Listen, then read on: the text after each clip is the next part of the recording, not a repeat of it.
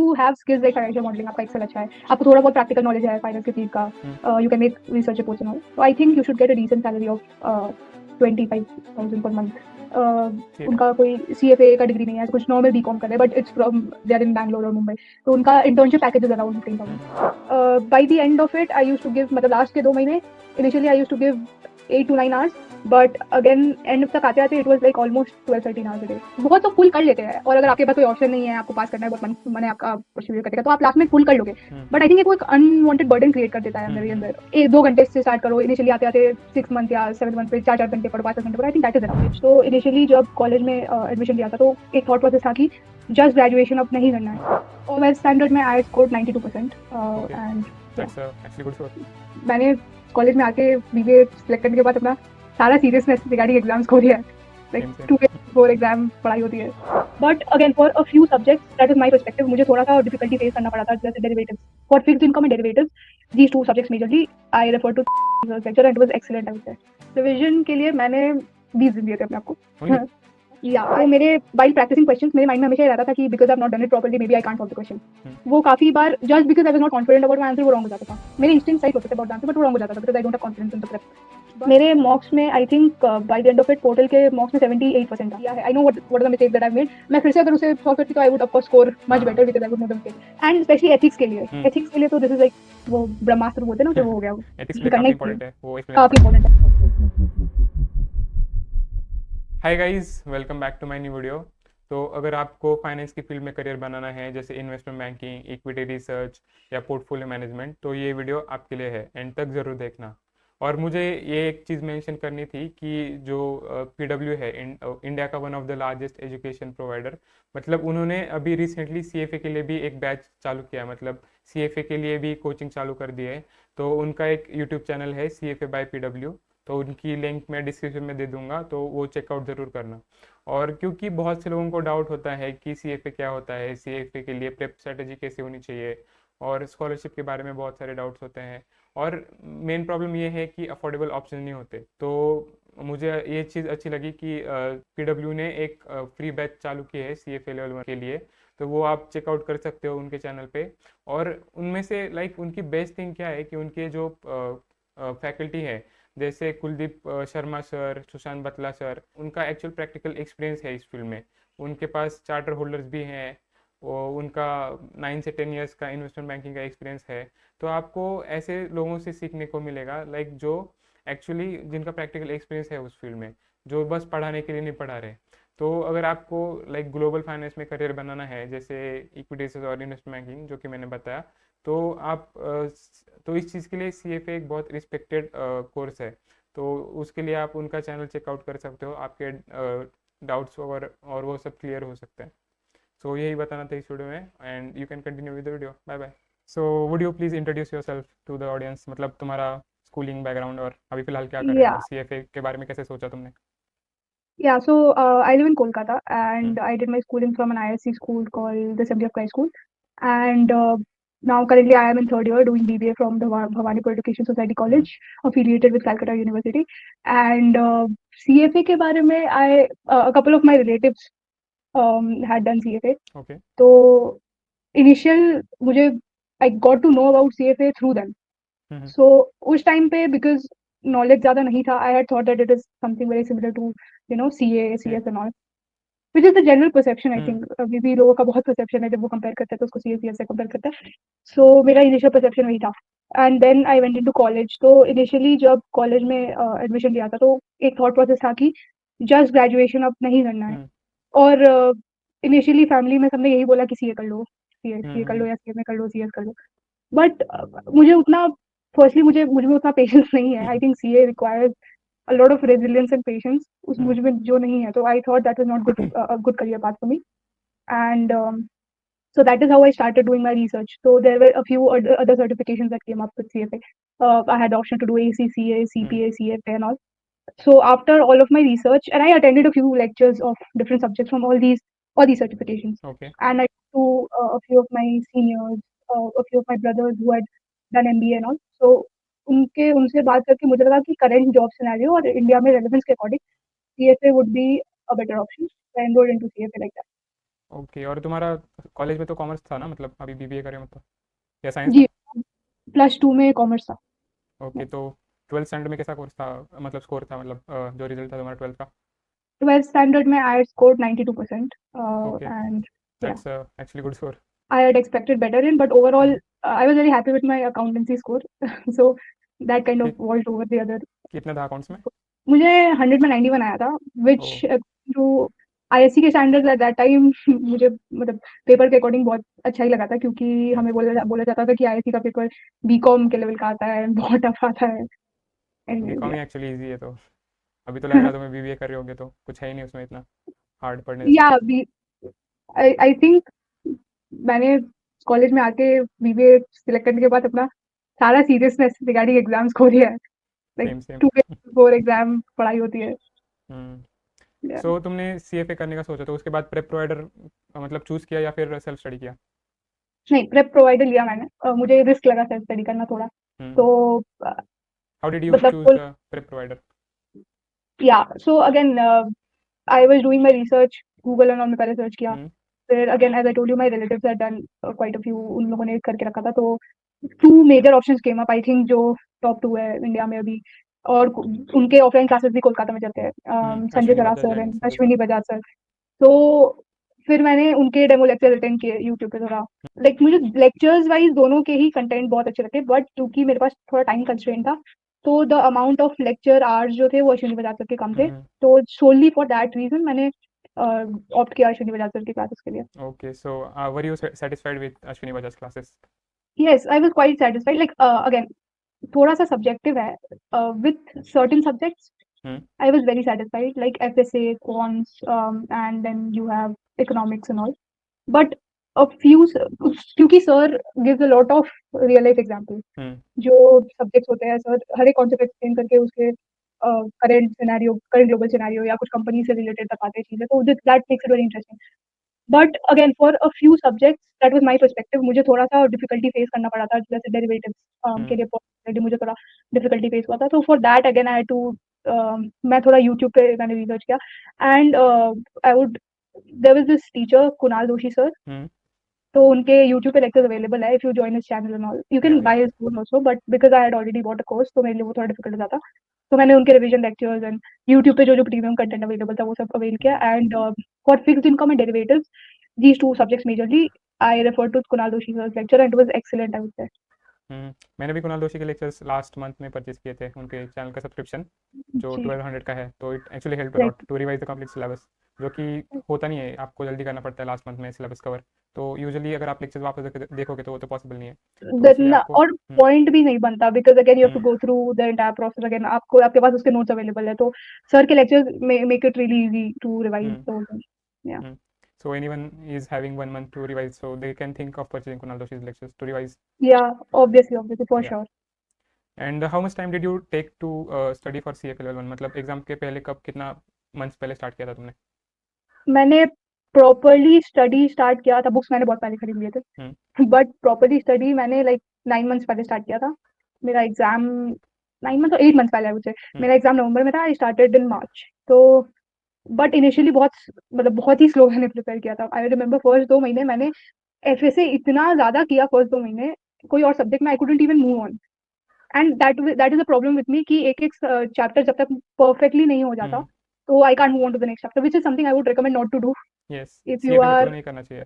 बिल्कुल नहीं करना चाहिए। And I realise this mistake third month में, तो मैंने थोड़ा स्पीड अप किया अपने आप को करते करते, बट अगेन मेरे फिर दूसरे सेमेस्टर्स आ गए तो बीच में हॉल्ट हो गया था। सो आई वुड से कि आउट ऑफ दोज 8 मंथ्स मैंने प्रॉपर प्रिपरेशन फॉर 5 मंथ्स किया। इनिशियल 3 मंथ्स थोड़ा स्लो स्लो था, लास्ट के 2 महीने was like I used to study till 6. I study at night usually, so I used to study at Okay. till 6 a.m. in the morning, and I So used how to many sleep. hours did you give daily? By the end of it, I used to give, मतलब last के 2 महीने, initially I used to give 8 to 9 hours, but again end तक आते आते it was like almost 12-13 hours a day. Oh, that's very long hours. इतना तो। Yeah, because initially मैंने, हम्म।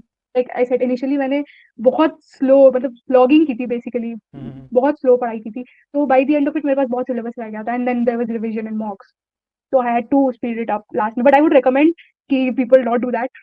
not do that and many people because can't even do that, क्योंकि मेरा भी maths hours 4 है, मैं उससे ज़्यादा बैठ ही नहीं सकता पढ़ाई के लिए. So you should spread out it through out your study time. मतलब जब से तुम पढ़ाई चालू करे हो तब से रेगुलर करो. लास्ट में हाँ एग्जाम मैं के पहले नहीं तो तुम्हें ऐसे ही करना पड़ेगा, ज़्यादा आवर्स पुट इन करने पड़ेंगे. वही ये अगर कुछ मेरी स्टोरी अगर कुछ है तो वो एक लेसन है कि ऐसा आप ना करें. हम्म. स्टार्ट से पढ़े.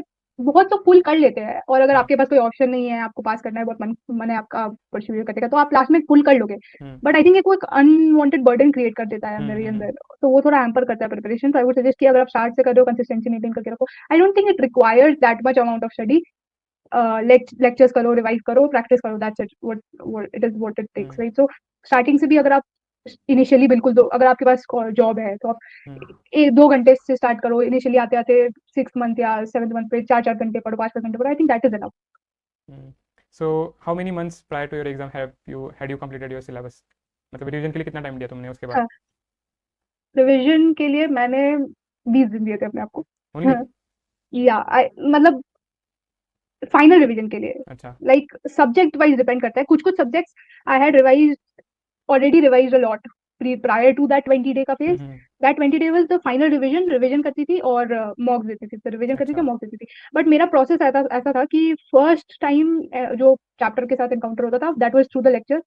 और उसी के बाद कुछ दिन बाद I used to read. And I think this is the process that every hmm. Student follows. Lecture के थ्रू फर्स्ट टाइम रीडिंग होती है चैप्टर की, फिर you sit with the book again. तो वो एक सेकंड रिविजन हो जाता है. And then I used to defer the time for practising question. तो वो मेरा थर्ड रिविजन होता था कि फिर रिवाइज अच्छा. करके आई प्रैक्टिस द क्वेश्चन एलईएस के या बुक्स के बोथ. एंड देन अगर माइंड मैप बनाना होता है खुद का या कुछ शॉर्ट नोट्स रिविजन के लिए बनाने होते तो that was the fourth revision. तो ये प्रोसेस मेरा थ्रू आउट द प्रिपरेशन चलता था. So by the end of it 20 days में मुझे सिर्फ नॉर्मल लास्ट मिनट रिविजन करना था. Okay, so you are like doing it on rolling basis, मतलब कोई सिलेबस का चल या रहा है और उसके साथ किसी और सब्जेक्ट का प्रैक्टिस चल किसी रहा और सब्जेक्ट का रिविजन चल रहा है या प्रैक्टिस है. चल रहा ओके. है, right? And in last 20 month you are fully focused on revision, मतलब तब तक पूरा फुल्ली सिलेबस हो गया था focused on revision and mocks. Fully and revision practice. Mocks. Yeah so last month में तुमने ऐसा क्या किया कि तुम्हें लगता है कि उससे तुम्हें बहुत बेनिफिट हुआ था? ऐसा कोई स्पेशल थिंग जो करना चाहिए मैंने जो लोगों ने लास्ट मंथ में? ओके हाँ, ये एक चीज है मैंने किया, या that was a mindset barrier जो मुझे स्टार्ट में था कि क्योंकि मैंने प्रिपरेशन स्टार्ट में बहुत ढीला ढीला किया था. तो मेरे वाइल प्रैक्टिसिंग क्वेश्चंस मेरे माइंड में हमेशा ये रहता था कि because I have not done it properly maybe I can't solve the question. Hmm. तो स्टार्ट में जब I used to practise both एलियस के क्वेश्चंस या बुक के क्वेश्चंस, तो वो काफी बार just because I was not confident about my answer वो रॉन्ग हो जाता था. मेरे अच्छा. इंस्टिंक्ट सही होते थे अबाउट द आंसर बट वो रॉन्ग हो जाता था because I don't have confidence in the prep. But by the end of it मैंने खुद को समझाया कि हाउएवर आई स्टडीड, जितने भी concepts I have done I know them. Hmm. If I skip some concept may be that I won't know, but whatever concept I have done I know it. तो वो एक माइंड ब्लॉक फिर मैंने हटाया कि I wouldn't be able to select the right answer, तो उसके बाद मेरे प्रैक्टिस क्वेश्चंस में percentage of correct answers increase होने लगे. So that was something that really help me build confidence. Okay. So तुम्हारा मॉक्स में कितना स्कोर आ रहा था जो लास्ट मंथ में तुमने दिए? मेरे मॉक्स में I think by the end of it portal के मॉक्स में 78% था. अच्छा, that's a good Yeah, score. yeah. और how many times did you solve the portal mocks? One or two? Total mocks I only solved once. Okay. I had bought other mocks. मैंने और 5 मॉक्स खरीदे थे, हम्म. But उसमें से मैंने सिर्फ 3 ही solve किया था. उसमें ओके. भी average score was around 75%. So the reason I did not solve it again was because again उस 20 days में मैंने मॉक्स सारे सॉल्व किए थे. हम्म. So it did not make sense कि मैंने अभी मॉक्स सॉल्व किया है. I know what are the mistake that I made. मैं फिर से अगर उसे सॉल्व करती तो I would of course score हाँ मच हाँ. Better because I would know the mistake. But it's very important to analyse the, I think portal वाले मॉक्स वो एनालाइज करके दे देते हैं आपको. हम्म. That is a very good thing. That is very important to go through that because और वो explanation काफी भी हद काफ़ी तक अच्छा रहता है आपको. या आपका अगर आंसर गलत भी है तो भी आपको पता चलता है क्यों गलत है कि और नेक्स्ट क्यों टाइम सही कैसे होना सही चाहिए. कर सकते हो जी जी. एंड स्पेशली एथिक्स के लिए. हम्म. एथिक्स के लिए तो दिस इज लाइक वो ब्रह्मास्त्र बोलते हैं ना कि वो हो गया वो. एथिक्स के लिए करना काफ़ी ही चाहिए. इंपॉर्टेंट है वो एक्सप्लेनेशन काफी पढ़ना, इंपॉर्टेंट है, राइट? क्योंकि कई कई क्योंकि बार ऐसा होता है कि एथिक्स समझ वो में ही नहीं आता कि एम्बिगुअस गलत हो क्यों है. जाता है. या राइट तो जब राइट. एक्सप्लेनेशन. क्योंकि हम्म. हाँ, एथिक्स आप पूरा करने जाओगे तो बहुत एम्बिगुअस हो जाता है कि कभी कभी वो खुद कुछ एक सिचुएशन में कुछ ये बुक में कुछ और लिखता है, फॉलो कुछ और करता है, ऐसा कुछ. तो अगर आप मॉक से रिलेट करके क्वेश्चन देखते हो कि अच्छा इस सिचुएशन में यही करना है, हम्म. तो अगर वैसा क्वेश्चन एग्जाम में आता है एंड आता है काफी बार, तो एक डायरेक्ट आंसर होता है कि आपके पास, आपको ज्यादा थॉट प्रोसेस हाँ. नहीं करना पड़ता कि मॉक में मैंने ये किया था हम्म. तो यही होगा. तो that makes it really easy. आपको उस सिचुएशन का एक्सपीरियंस हो जाता है कि मतलब उस सिचुएशन में जो है कोई वो क्या करेगा. मॉक्स देख के समझता है, वो पढ़ के नहीं समझता. आपको बुक्स पढ़ोगे या फिर लेक्चर देखोगे आपको समझ में नहीं आएगा. एथिक्स में तो बिल्कुल भी नहीं. बाकी सब सब्जेक्ट में फिर भी बोल सकते हो, हम्म. बट एथिक्स में सो एथिक्स तुम्हें इजी गया होगा ना, मतलब या हार्ड गया था? मेरे लिए एथिक्स थोड़ा डिफिकल्ट था। मुझे याद है एग्जाम के 2 दिन पहले मैं एथिक्स लेके बहुत ही टेंस थी। मैंने अपने फ्रेंड को, me and my friend were going through the whole process together, तो मैं उसको बोल रही थी कि मुझे लग रहा है कि एथिक्स की वजह से मैं फेल हो जाऊंगी, एथिक्स की वजह से मैं फेल हो जाऊंगी, बिकॉज मैंने 144 क्वेश्चन किए थे। आई थिंक वो प्रैक्टिस बुक आता है एक, उसके मैंने 144, देयर वाज अराउंड 200 क्वेश्चन, मैंने उसके 144 क्वेश्चन किए थे, और उसमें से मेरे 80 क्वेश्चन राइट हुए थे, 64 अराउंड रॉन्ग थे। मुझे बहुत पैनिक हो रहा था बिकॉज अगेन मुझे मैंने बुक्स पूरे पढ़े थे। मेरे पास एथिक्स का स्टैंडर्ड्स वाला बुक भी था, एथिक्स का मैंने वो पूरा पढ़ा था, मैंने सारे एग्जांपल्स पढ़े थे, मैंने लेक्चर 2 2 बार किए थे एथिक्स के सारे। बट मुझसे जस्ट उस सिचुएशन में जो क्वेश्चन में दिया है उस स्पेसिफिक सिचुएशन के लिए सॉल्व ही नहीं हो रहा था। हमेशा देयर वर ऑलवेज 2 ऑप्शंस जिसमें मैं कंफ्यूज हो जाती थी। तो फिर बट इवेंचुअली उस 2 दिन में मैंने बहुत सारे एग्जाम्पल देखे, तो मैंने सॉल्व करना बंद कर दिया। What I used to do is, जो पुराने मैंने सॉल्व किए हैं उसी को आई यूज्ड टू सी कि क्या किया है इन लोगों ने। और और कुछ लास्ट कुछ केसेस तो मैंने लिख ही लिए थे कॉपी में कि अच्छा ये हुआ तो ये करना है, ये हुआ तो ये करना है। और लास्ट कुछ एक वीक में तो ज़्यादा क्वेश्चन सॉल्व नहीं, एक वीक नहीं मतलब 2 3 दिन पहले तो सॉल्व भी नहीं करनी चाहिए क्वेश्चन, क्योंकि तुम खुद का कॉन्फिडेंस कम कर रहे हो, मतलब अगर जो आपके रॉन्ग राइट। आ रहे हो उससे बेटर आप रिवाइज करो, जो आपने सही किए वो जो हाँ गलत किया हाँ, वो इसलिए रिवाइज मैंने करो। बंद कर दिया था करना। हम्म। और कौन से सब्जेक्ट तुम्हें हार्ड गए थे और कौन से इजी गए थे तुम्हारे एक्सपीरियंस से? और हार्ड इजी, मुझे इकोनॉमिक्स बहुत हार्ड लगता है। मतलब अच्छा। इन जनरली मुझे पता नहीं इकोनॉमिक्स से कुछ थोड़ा सा इशू है, कॉलेज में भी जब इकोनॉमिक्स आता है तो मुझे थोड़ा वियर्ड लगता है। तो और जैसे एक्सपेक्टेड था इकोनॉमिक्स में मुझे थोड़ा बिलो एवरेज ही मिला मेरे बाकी सारे सब्जेक्ट से। बट ठीक है, मतलब आई थिंक मुझे वो बिजनेस साइकिल वाला जो चैप्टर है ना, हम्म। उसकी वजह से ज्यादा मेरा कॉन्फिडेंस ब्रेक हो गया था, ओके। क्योंकि there was no answer in business cycle that I would get right, and it was I don't know for what reason, but उसकी वजह से मेरा पूरा इकोनॉमिक्स सब्जेक्ट एज अ नहीं, होल हैम्पर हो गया था। उस टॉपिक का तो कॉमन है, बहुत लोगों का नहीं आता है, सही मेरा भी वो मुश्किल ही जा राइट। रहा था, क्योंकि समझ में नहीं आता है वो साइकिल पूरा मतलब जो क्वेश्चन पूछते हैं कि इसके बाद क्या होगा, इंटरेस्ट रेट बढ़ा तो ये क्या होगा, तो इट्स वेरी राइट। कंफ्यूजिंग। तो जब तक आप उसका बहुत प्रैक्टिस नहीं करते तब तक तो आप मुश्किल है। मैं तो वो लिख लिया था कि किसके बाद क्या होगा, फिर वो मैंने रट्टा मार लिया, तो फिर मुझे थोड़ा राइट। हेल्प हुआ उससे, क्योंकि अगर आप सोचने जाओगे तो फिर इट्स वेरी कॉम्प्लिकेटेड, क्योंकि बहुत सारे वेरिएबल्स होते हैं उसमें, तो मुश्किल हो जाता है। मैंने by the end of it give up ही कर दिया था, मैंने बोला मुझे लिखना भी नहीं है, मैंने गिव अप कर दिया था। तो economics was something I found difficult. और इजी का तो नहीं पता, बट मुझे फिक्स्ड इनकम बहुत इंटरेस्टिंग लगता था। आई अच्छा। थिंक इंटरेस्ट की वजह से मैंने फिक्स्ड इनकम बहुत सारा प्रैक्टिस कर लिया था। तो एंड पोर्टफोलियो मैनेजमेंट, अच्छा। पोर्टफोलियो मैनेजमेंट मुझे काफी अच्छा लगता था। तो ये 2 subject I think, portfolio management, I again this can be bias because मुझे वो सब्जेक्ट पसंद है, but I think portfolio management is quite easy compare to या it's derivatives and other derivatives के सब्जेक्ट। कंपैरिजन में तो इजी है portfolio management, क्योंकि डेरिवेटिव्स में options calls puts is very complicated. Portfolio management में इट्स वेरी या इजी, समझने के लिए इजी है। Right right, and I think बहुत इंटरेस्टिंग भी है। I think hmm. As a because it's also something that बहुत बहुत प्रैक्टिकलिटी, क्योंकि लेवल 1 में डेरिवेटिव्स में उतना प्रैक्टिकलिटी में नहीं जाते, जस्ट कंसेप्चुअल हम्म। ज्यादा होता है। तो I think that is why मुझे वो ज्यादा इंटरेस्टिंग लगा, क्योंकि उसमें ज्यादा प्रैक्टिकलिटी में हम्म। और इन डेप्थ कॉन्सेप्ट है। उसमें पोर्टफोलियो मैनेजमेंट में जो साइकोलॉजी के क्वेश्चन थे, तो वो मुझे बहुत अच्छे लगते थे सॉल्व करने, वो इजी भी जा रहे थे मुझे। राइट। मेरे स्टार्टिंग में वो बायसेस वाले थोड़े हम्म। इमोशनल बायसेस एंड ऑल मुझे थोड़ा डिफिकल्ट होता था आइडेंटिफाई करने में। बट अगेन हियर मैंने थोड़ा apart from the book reading की, हम्म। चैट जीपीटी से बहुत मैंने प्रेप किया है। I don't like, I know people बोलते हैं ये वो, but I think chat GPT is a very good resource for your own understanding and practice. तो मैं रियल लाइफ एग्जांपल्स रीड करती थी चैट जीपीटी से, मतलब रिलेटेड टू दोज बायसेस। तो I think that helped a lot. उस चीज़ या में हेल्प कर सकता है चैट जीपीटी, क्योंकि आपको रिलेटेबल एग्जांपल और देगा तो आपको बेटर समझ में आएगा। राइट राइट, मुझे हम्म। बहुत जब भी कुछ कंफ्यूजन भी होते थे ना दो दो टॉपिक्स के बीच में, तो मैं चैट जीपीटी से डाउट क्लियरिंग करती थी, because that was the easiest way you could do that. Hmm. या सो चैट जीपीटी एक रिसोर्स बताया तुमने, और क्या क्या रिसोर्सेज यूज़ की तुम्हें लगता है कि बेस्ट है सीएफए प्रेप के लिए? ऐसे प्रेप प्रोवाइडर बता दिया मैंने, hmm. And hmm. YouTube. YouTube में again there is this another channel Quintedge के हम्म। नाम से, उनका वन शॉट वीडियो है सीएफए लेवल 1 का, I think derivatives and ethics का अवेलेबल है। एथिक्स का भी है उनका। तो एथिक्स मैंने पूरा उनसे ही किया था, उनके उस वीडियो को वन शॉट को 2 बार किया था। और डेरिवेटिव्स भी मैंने उनसे किया था, डेरिवेटिव्स तो एक बार में हो गया था उनके वन शॉट वीडियो को एक बार देखने से। अच्छा। तो that is a good resource again if you are running on time constraint like me. अगर आपके पास टाइम है तो आई वुड रिकमेंड कि थोड़ा सा पहले लेक्चर्स अपने प्रेप प्रोवाइडर का भी हम्म। देखिए, that can be used as revision, but that is a good resource again. And apart from that IFT के नोट्स अवेलेबल होते हैं online, hmm. That is also really good for revision I believe. और okay. Kunal Joshi वो का तुमने वो बताया। कुनादोशी के लेक्चर्स तो लास्ट मिनट के लिए बहुत अच्छे आई। एंड बेस्ट है अपने नोट्स बनाना, आई वुड, मतलब आई थिंक हम्म। किसी भी एग्जाम्स के लिए अपने notes firstly you are familiar with the way you write आपके लैंग्वेज से, तो और नोट बनाने के टाइम पे when you make the notes तो आप कॉन्सेप्ट को याद करने की कोशिश करते हो, दैट हेल्प्स। तो नोट्स के लिए खुद के and one more resource, mocks, again utilise the mocks and practice questions as much as you can. Premium practice pack if you can purchase, जो प्रैक्टिस क्वेश्चन एलियस पे वो फ्री अवेलेबल है वो तो करना ही है, but premium practice pack if you can purchase through any of the stores वो अवेलेबल हो जाते हैं। तो दैट इज, उसमें से बहुत अच्छे अच्छे उसमें एक वेरी रिलेटेबल क्वेश्चंस होते हैं, सो that becomes very easy if you practice that.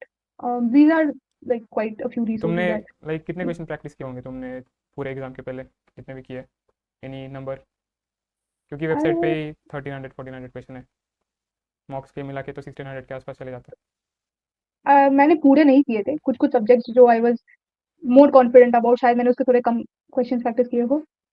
तो अगर 1600 टोटल क्वेश्चन होंगे तो आई वुड से उसमें से मैंने 800 to 900 किए होंगे। है। अच्छा, और बाहर से भी uh, उतने ही? और बाहर से प्रैक्टिस, हाँ बाहर से उतने होंगे premium practice hmm. Pack and all include करके। Okay, so which year are you in your college now, मतलब थर्ड ईयर में हो या सेकंड ईयर में? थर्ड ईयर में हूँ, 6 सेम। तो अभी कॉलेज में प्लेसमेंट वगैरह कुछ चल रहा है? अभी या for people who are exiting after third year, but we NEP के according we have like one more year to go through, so why 1 year I more? am not in Calcutta University according to NEP अच्छा, for honors degree we have to go through 4 years, okay four okay, years मतलब now, yeah, वहाँ पे Kolkata university का 1 year extra है। extra हो गया है, अभी तो पहले नहीं था, आफ्टर NEP हुआ है। अभी तो काफ़ी जगह पे हुआ है, अभी तो ऑल इंडिया में होगा शायद 4 इयर्स का भी अभी से। हाँ बहुत जगह इम्प्लीमेंट हो चुका है। मुझे लगता है हाँ जिसकी ज़रूरत नहीं है उल्टा मुझे भी नहीं 1 साल लगता कम करना चाहिए था। हाँ, और दे आर सेइंग कि अब MBA की 1 साल कम कर देंगे because they have increase under graduate okay. साल। तो I think that should not be done, MBA में लोग हम्म। ज्यादा सीखते हैं, आई थिंक हाँ, 2 साल is good enough for that, I don't no. 1 साल बढ़ाकर और 1 साल वेस्ट होगा लोगों का मुझे तो ऐसा लगता राइट है, राइट एब्सोल्युटली। क्योंकि बीबीए का जो पूरा सिलेबस है वो 1 1.5 साल में पूरा हो सकता है अगर कोई करना चाहे तो। या बिकॉज उन्होंने अननेसेसरी, आई मीन अगेन उन्होंने जो सोचा सोचा, but I think a lot of unnecessary subjects have been added जो हम मतलब बचपन में पढ़ा हो तो समझ में आता है, बट अब hmm. I don't think any practical relevance है यूज़। उसका। सो लाइक अगर तुम्हें अभी इंटर्नशिप करनी हो या फिर जॉब करनी हो तो तुम्हें क्या लगता है? तुमने अभी कहीं पे वीडियोस देखे होंगे कि पैकेज वगैरह कैसा मिलता है, तो what do you expect after clearing level 1 and having done your undergrad? Again, solely based on CFA level 1 and my undergrad. Again, I've not completed my undergrad also. After undergrad? I think after undergrad, uh, if you have skills like financial modeling, आपका Excel अच्छा है, आपको थोड़ा बहुत practical knowledge है finance के field का, you can make research reports and all. So I think you should get a decent salary of 25,000 per month. Okay. Again, depending on location. I live in Kolkata, इसलिए मैंने ये figure बोला। अगर आप बैंगलोर मुंबई जाओ, जो काइंड ऑफ फाइनेंशियल हब्स है, तो वहाँ पे salary can be increase. I know a अच्छा, फ्यू फ्रेंड्स जिन्होंने विदाउट सी ए पे? उनका कोई CFA का डिग्री नहीं है, ऐसे कुछ नॉर्मल बीकॉम कर रहे हैं, but it's from they are in Bangalore और मुंबई, तो उनका internship package is around 15,000। Hmm. So I think वहाँ जाओ तो आपका नॉर्मल सैलरी पैकेज इंक्रीज हो जाएगा। So are you working on any skills जो तुमने बताया, financial modelling and research? Yes, I when I was preparing for CFA तो मैंने एक लिस्ट बनाया था कि with this level of CFA मैं ये स्किल करूंगी। मेरा गोल था बिफोर और विद CFA लेवल 1 ही फाइनेंशियल मॉडलिंग कंप्लीट कर लेने का पूरा, but that was not possible, हो नहीं पाया। तो I am currently doing Excel and financial modelling which is okay. Both is like both are very interdependent, so I am doing that currently. Then I think there is also very important if you know how to prepare equity research reports, but I think that I'll do after CFA level 2.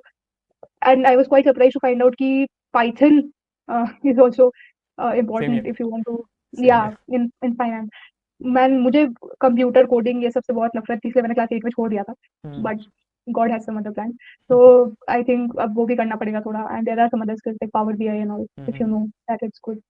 So yeah, these are some skills that I'm currently working on and that I will be working on till I like get through CFA level 3 and all. Okay, सो तुमने level 1 के लिए तुम्हें क्या लगता है, मतलब total cost कितनी दी होगी तुमने अभी तक, जो भी सब रिसोर्सेज और वो सब पकड़ कर CFA लेवल 1 क्लियर करने के Okay, लिए? तो मेरा जो फी था, रजिस्ट्रेशन फी, दैट वाज 1,41,000 लगा था उस टाइम पे। और 20,000 was my prep provider fee, and books के लिए I paid including all the mocks and all, I paid 3,000 around and for और मॉक्स प्रैक्टिस सब इंक्लूड करके। The calculator cost 3,600, but I think calculator cost हम divide कर सकते हैं over the 3 levels. हाँ There's that. Yeah, so I think around, yeah, that's about around 2 lakhs, I would say, max to max. okay. That was the cost. Yeah. I calculate my cost, it was 165 something total. Yeah. I think मैंने early bird में नहीं register किया था उस time अच्छा पे, तो अच्छा that's why. हाँ, मेरे पासपोर्ट को लेके कुछ इशू था, ओके तो अर्ली बर्ड पासपोर्ट का टाइम कर दिया। तो पासपोर्ट कब तक आया एग्जाम के पहले? नहीं, पासपोर्ट मुझे डाउट था कि पासपोर्ट बनेगा ही नहीं, कुछ नाम से रिलेटेड इशू था, मेरे फादर के नाम अच्छा से रिलेटेड इशू था, ओके तो फॉर अ लॉन्ग टाइम मुझे डाउट था कि पासपोर्ट प्रॉपर्ली बनेगा भी नहीं, या कितना टाइम लगेगा, तो इसलिए मैंने उस एम्बिग्यूटी के वजह से रजिस्टर ही नहीं किया था। हम्म। एंड जब बना अप्रूव हुआ तब मैंने रजिस्टर किया। दैट्स वाइट कॉस्ट 2 लाख, नहीं तो 1.6 या में हो जाता है। हाँ हाँ हाँ, वही करीब। हम्म आई थिंक लेवल 2 का कॉस्ट मैंने जितना एनालाइज किया है, इट्स अबाउट 1.4 और 1.5। So when are you planning to give level 2 या चल रहा है अभी प्रिपरेशन? प्रिपरेशन जस्ट मैंने स्टार्ट किया, I was out of town for a while, okay तो अभी मैंने स्टार्ट किया प्रिपरेशन, एंड अभी तक तो गोल यही है कि मैं नवंबर में दूँ, but because I would have given it in August, but अगस्त का ये इशू है कि हमारा कैलकाटा यूनिवर्सिटी का एग्जाम जुलाई अगस्त में होता है, so I don't want it to clash somehow, because हम I don't think any university में, हमारी यूनिवर्सिटी में तो बिल्कुल रिलीफ नहीं देते if you have professional exam, को एग्जाम को लेकर कोई रिलीफ नहीं देते, तो सेम डेट पे पड़ गया तो बहुत इशू हो जाएगा, तो and even study wise issue हो जाएगा, if you have semester exam तुम उसकी पढ़ाई करो या सीएफए की रिवीजन और करो, तो आई अगस्त थिंक जल्दी हो जाएगा थोड़ा, मतलब मुझे लगता है कि थोड़ा टाइम लेके पढ़ना चाहिए क्योंकि लेवल 2 मुश्किल है थोड़ा। राइट, लेवल 2 मुश्किल है, तो हम्म टाइम लेकर पढ़ना भी बेटर है। या क्योंकि जितना टाइम तुम दोगे उतना तुम कॉन्फिडेंट भी होगे और उतना तुम्हारे चांसेस है पैसे ना वेस्ट करने के। हाँ, और आई थिंक 3 मंथ्स में is not worth taking the risk. Hmm अगर ऐसा होता कि बहुत पहले हो रहा है या हम्म अगस्त के बाद विंडो बहुत आगे है, तो फिर भी मैं रिस्क लेती, बट हाँ 3 महीने उतना टाइम नहीं है कि मैं वो 3 महीने बचाने के चक्कर में इतना रिस्क ले। That's the point. So any last words for anyone just giving their exam in the next attempt, जो कुछ उन्होंने आपसे करना चाहिए लास्ट 3 मंथ्स में 2 मंथ्स में, best strategies which my can they consider from you? Okay, I'm not really good at giving advice, but one thing that I've learned from my preparation is consistency is good. I mean, I was not consistent, so I have learned that it is the better way to go. Be consistent, or there are days you wouldn't feel like studying. मेरा end में भी आया था वो phase कि why am I doing this now? But I think if you feel that way initially, तो आपके लिए वो correct path नहीं है, क्योंकि CFA एक ऐसा curriculum है where you should always be thinking of how much you are benefiting out of it, how much knowledge you're gaining out of it. It is very interesting. So I do it more for the knowledge that you gain than the results. So that is my advice. And one more is that practice a lot of questions. I know a lot of people have that fear of getting things wrong. उनको लगता है मैं question practice करूंगा और गलत हो जाएगा तो फिर मुझे मन नहीं करेगा दोबारा करने का प्रैक्टिस एंड ऑल, बट गलत होने के बाद ब्राइट साइड इज अभी गलत हुआ तो एग्जाम में अगर सेम क्वेश्चन आ गया you would get it you right. Have time to still recover, exam में या गलत नहीं होना चाहिए। Right, so practice a lot of questions, as many questions as you can, and probably use your phone a bit less. वो तो सब बताते हैं, अश्विनी सर भी बताते हैं उनके तो राइट राइट, हर वीडियोस में कुछ ना कुछ होता है फ़ोन के बारे में। हाँ, और पर्सनल फाइनेंस। पर्सनल फाइनेंस, अगर सीएफए करने के बाद तुम फाइनेंस के फील्ड में ना भी करो कुछ, तो एटलीस्ट तुम्हें पर्सनल फाइनेंस के बारे में तो आइडिया मिल जाता है। Personal right, and I think CFA करो ना करो, आज के इकोनॉमी में पर्सनल फाइनेंस सबको थोड़ा बहुत आना चाहिए। हाँ इट्स वेरी इंपॉर्टेंट। अगर तुम बाद में किसी और को भी हायर कर रहे हो तुम्हारा एडवाइजर या फिर, तो तुम्हें भी आइडिया होना चाहिए कि तुम क्या, वो वो तुम्हें क्या कर बोल रहा है क्या तुम्हारे रहा लिए। है, एडवाइस हाँ क्या दे रहा है, राइट।